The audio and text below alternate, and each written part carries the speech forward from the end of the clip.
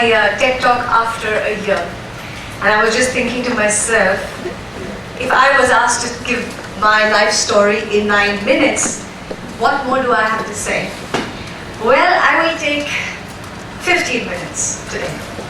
And I will share with you a slightly more expansive view of my story, the way I started.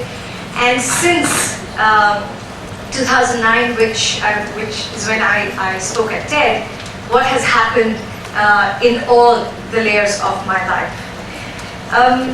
I've been actually spending a lot of time talking about change, and I've been hearing a lot of stories about change. But we have to get one thing straight.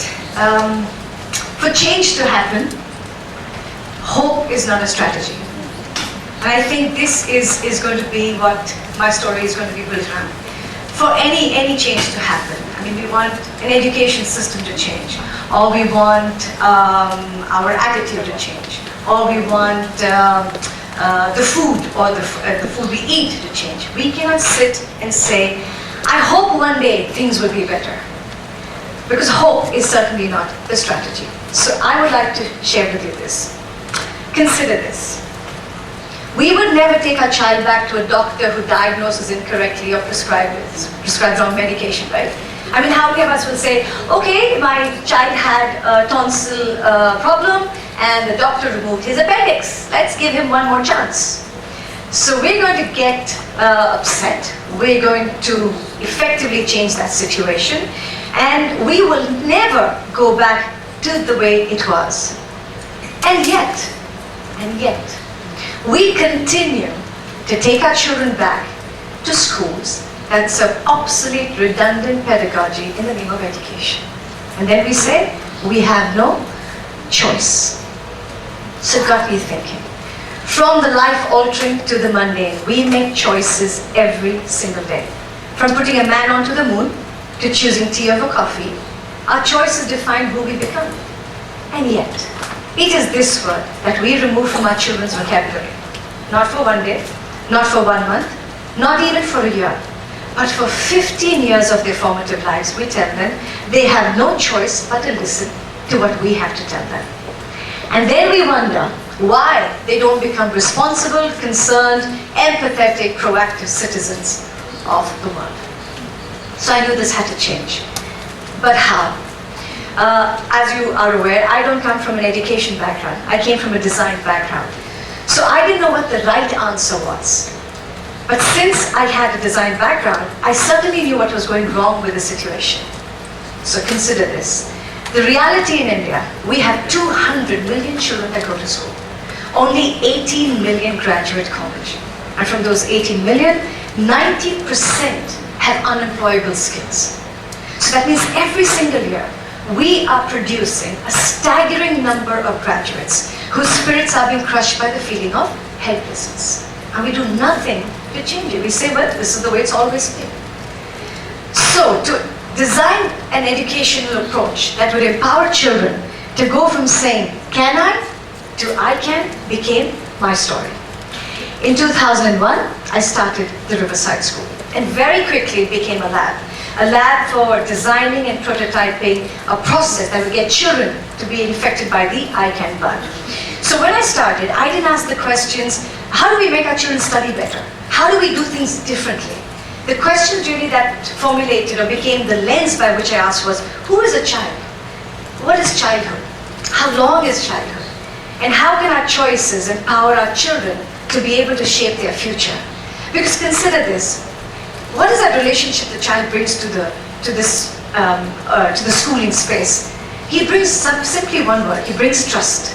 He comes in saying, I trust this adult or this space to look after me, to tell me that I am wonderful, right? And I am special. And what do we do with that trust? We tell them from the beginning, keep quiet, don't act so smart, be stupid, or go to cram schools, right? So Riverside School really, keeping the child as a stakeholder became the journey. And then all the choices we did was to get our children to move from awareness to empowerment. The one thing I did, and I think it made all the difference, was remove the word or. So it didn't become common sense or common practice, skills or attitudes, creativity or content. It became and, skills and attitude, process and product. Effectively doing good and doing well. So I would like to show you one snapshot of how this happens.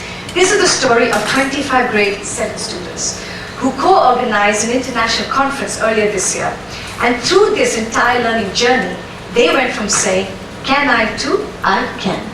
So the curriculum was designed to not only engage children to care about quadratic equations, because we believe that without quadratic equations our lives are incomplete, photosynthesis, sentence structure and the height of Mount Everest, but it also empowered them to become more creative, imaginative, confident and respectful. 我是想问校长对他的学校的老师的要求是什么？ I think the biggest requirement I would like and I look for is the ability for the individual to be able to shift personality and competency.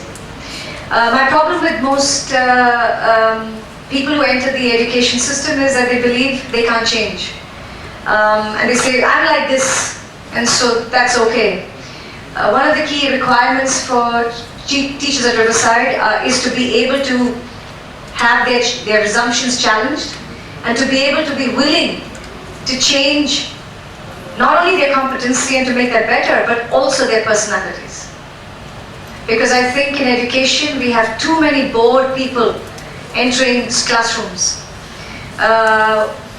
Practitioners and adults who are frustrated, restless, bored, dispirited and dispassionate. And we are infecting our children with that same spirit. So one of the key things I look for is the ability for that change to happen. Especially in early education. It's criminal what we do there. We get people who have 3 hours to cut and we say, oh, it's so easy to teach young children. I have to teach them A, B, C, D and 1, 2, 3, 4 and that's it. And we completely compromise the attitude towards learning. And as they grow older, they get used to the fact that learning is not fun, it is not challenging, it is not engaging. And I think the adult can only infect you with what he has. And if I don't have passion, if I don't have excitement or energy in me, I infect my children with issues that are really, really dehumanizing. So one key component is for also a practitioner to follow his passion. So if a teacher of mine loves dancing, I say go and teach dance. I mean, or learn it more. If somebody loves cooking, you say okay, go and completely make that your passion. So we get them to teach through their passions. That's very important. 就是老师跟家长都跟我们说，我们一定要好好念书，要去补习班，要考好大学，以后才能找到好工作，才不会变成废人。然后我觉得，那假如说从我们学童、从我们学生的想法来看的话，那我们要怎么样在这个他们的价值观下面，我们要怎么跟他们反映？我们是要跟他们说你们是错的，还是说我们就这样照着你们话去做？这样，我想问一下那个批文校长有什么看法？ If I have the answer for that, I'll go straight to heaven.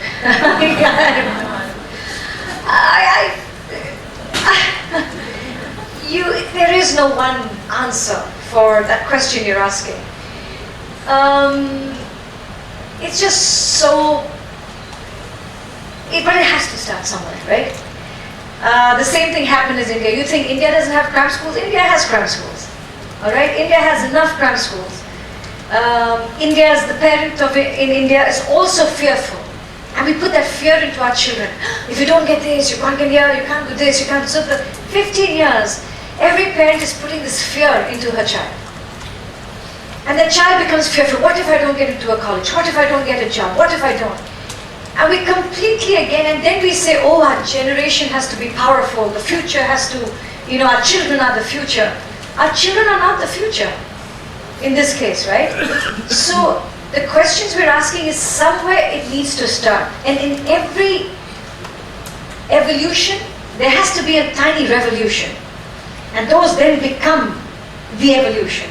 And I think what we need to do, and I think Jason was talking regarding innovative practices in Taiwan already. Somewhere these practices need to be shared.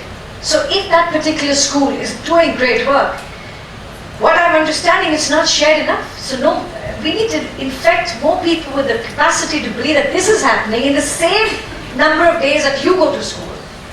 We're not changing the number of days. So children that come to Riverside go for 200 days, just like every other child. But in those 200 days, what we choose to do with them is resulting, like you saw in the results, academically powerful children. So this is not an either or. I'm not saying you send the children to me and we'll sing songs the whole day. No. This is a hugely responsible space. And we're telling them that this is happening. So this model today, it's taken me 10 years. But in 10 years now, the government is waking up. All right? So we're talking to the Ministry of Education. We're talking to other schools who like it. But it has to start. The problem is, there's something called the bystander effect. The more the people, the less the chance that somebody will make change. Because somebody is always waiting for the neighbor to make change. So somewhere it needs to start. And what's your name? George. Jim. Stuart. So Stuart, when you graduate, you make the change. Start a new school. Okay. It has to start somewhere. I could have also, when my son came back, said, all the schools are like that. No. He will also go through school. He will also then have to cram. No. Somebody has to finally say, no, I'm not waiting for anybody else to make change. You are who you have been waiting for. So Stuart, next 5 years I'm coming to your school. 大家好，我有一个很好奇的问题，想要请教 Kiran 校长，就是河滨学校它是一个培养学生勇敢做梦，然后要勇敢去实现梦想的学校。那我很好奇的是，当学生有这个能力之后，当他离开学校，他怎么去适应这个一直都讲求往前进的这个大环境？那我想，不知道 Kiran 校长有没有一个经验或是例子可以跟我们分享，就关于学生怎么去从河滨学校毕业之后怎么去适应这个大环境？谢谢。Actually, in the 10 years that they're with us, they're already adapting to the real world because we are not teaching by keeping them in school for 15 years. You must understand, getting children to be good in school is the worst reason to run a school. You have to blur those boundaries. You have to get them into life. So for 15 years, while they're with us, they're constantly doing projects in life, in the real world, not in the four walls of the school. So you're asking me the wrong question. I'm asking you, how do you go by being in a school for 15 years without ever seeing life and then making sense of life? That's the tragedy. That's the problem. These children are never at a loss because they're continuously addressing in life. So we always ask the wrong question. And even if it were true that they would have to go out and address a college system that was wrong, I will never compromise the first 15 years of doing wrong just because the world has a wrong system. That's a silly argument. That's an absolutely ridiculous solution, right? So I have to do what is right by the child, irrespective, despite, in spite, whatever. That's the responsibility we are here for. How can we not? What excuses do we have? This audience that sits here is already blessed. You will never have wanting, or your children will never want a hot meal, or will have to hold bricks on their head and walk around and build buildings. Your children will never be abused by, in a system which has no freedom, a concept of freedom. There will be no child laborers here. And this audience cannot afford to ask this question. Do you understand my problem? My problem is the urgency comes mostly from audiences that have all the stuff that's going for them and take the most ridiculous solutions. That is my constant concern. What is your challenge? The challenge is getting informed, responsible adults to start making informed, responsible choices. You can't say, but the life is so sad, let's make our children sad, okay? That is the answer. Oh, life is boring, let's make our children boring right from the beginning. No, that doesn't work. So, first month they will get out of school, maybe it will be a struggle, but we've adapted them so beautifully for the 15 years for challenge, not struggle, but challenge, that they're going to do extremely well.